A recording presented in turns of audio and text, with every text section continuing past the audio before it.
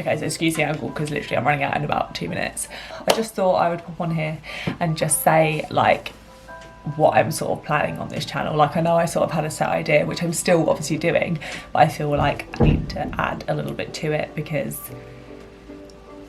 I feel like it's necessary.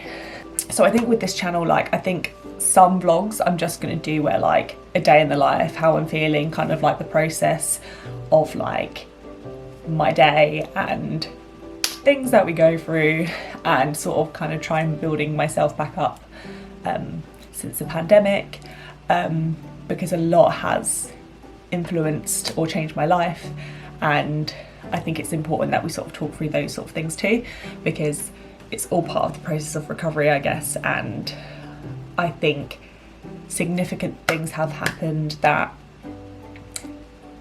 have definitely influenced that side of things, so I think it's really important to talk about that and just be open and honest as possible. I was getting back into that sort of procrastination phase and like not being on top of stuff and being disciplined in what I was doing on my phone.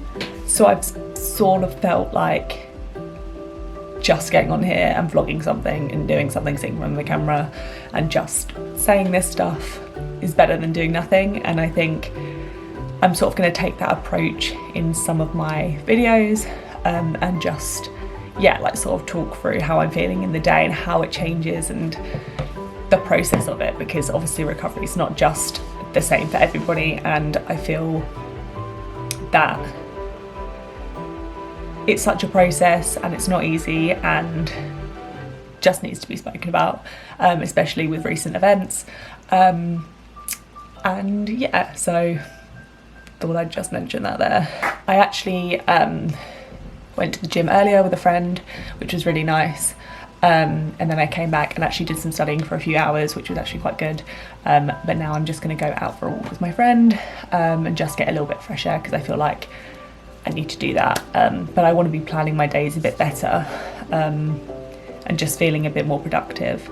I think it can be really hard to get yourself out of that sort of slump, and I'm sort of struggling with that a bit and sort of putting my energy into things a little bit too much that aren't necessarily good for me. I think it's sort of feeding into that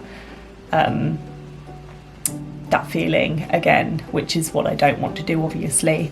And I think this is the importance of like sort of learning about this much more, yeah, and just like educating and learning a bit more about eating disorders and my eating disorder and how or its presence sort of thing, and how that changes or it can fluctuate sort of thing. So yeah, I think it's important to talk about recognizing those behaviors and trying to like nip it in the bud, and just talking about the whole process, because I think it's super interesting, and like I said, bringing the scientific stuff forward.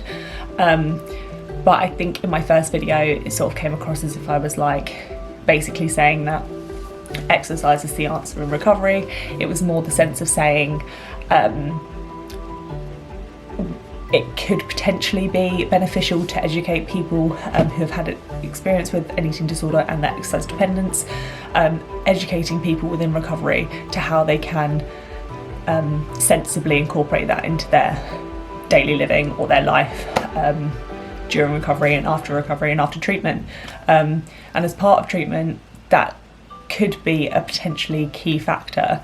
And also looking into actually, is it effective or isn't it effective? It doesn't necessarily mean that exercise could be the tool for this, but I think it should be explored in the literature, and should be explored in general, because we see exercise used as a beneficial tool for mental health for other disorders or just in general.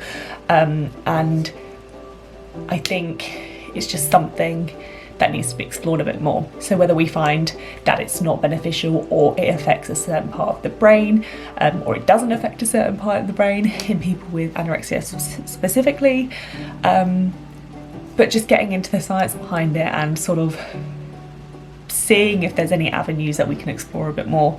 And this is what we need to be doing. We need to be growing on this stuff, and I feel like it is such a scary thing to approach, but I feel like if we don't approach it,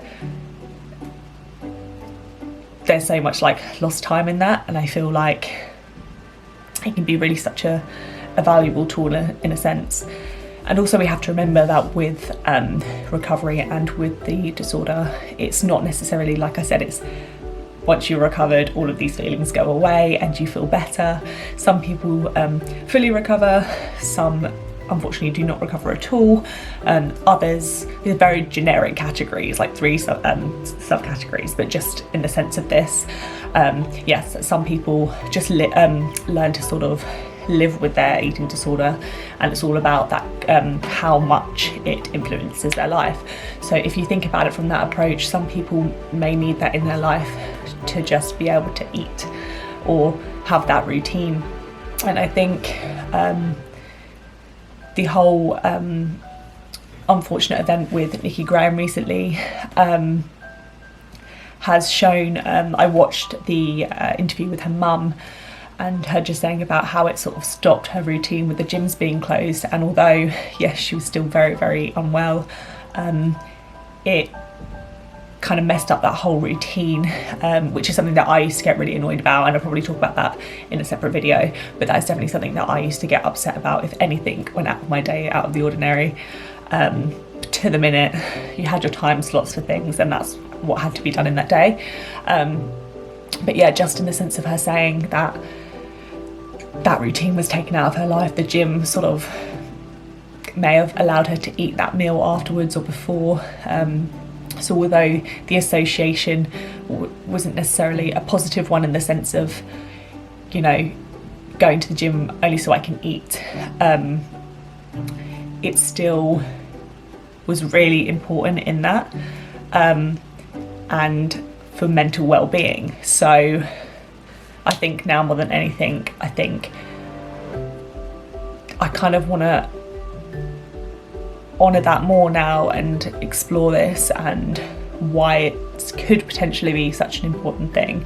So, and I said that really like briefly, but I hope you kind of understand the message from that.